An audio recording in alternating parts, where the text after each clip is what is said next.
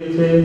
આ પ્રમાણે બ્રાહ્મણના મુખમાંથી શ્રી સત્યદેવનું વ્રત લાકડાના ભારાવાળાએ સમજી તે બ્રાહ્મણે આપેલો પ્રસાદ ગ્રહણ કરી પાણી પીધું અને પોતાના નગર તરફ ગયો।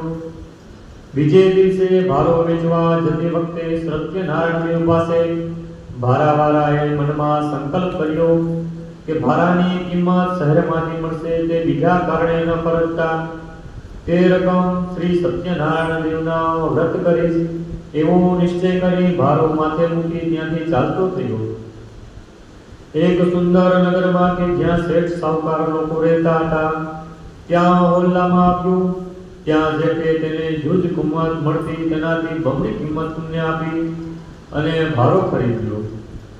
ભારાવાળાને બમણી કિંમત મળતા વાર જ ઘણો આનંદ થયો અને પાકેલા કેળા, ખાંડ, ઘી, ઘઉંનો લોટ વગેરે વસ્તુ પૂજાની ખરીદી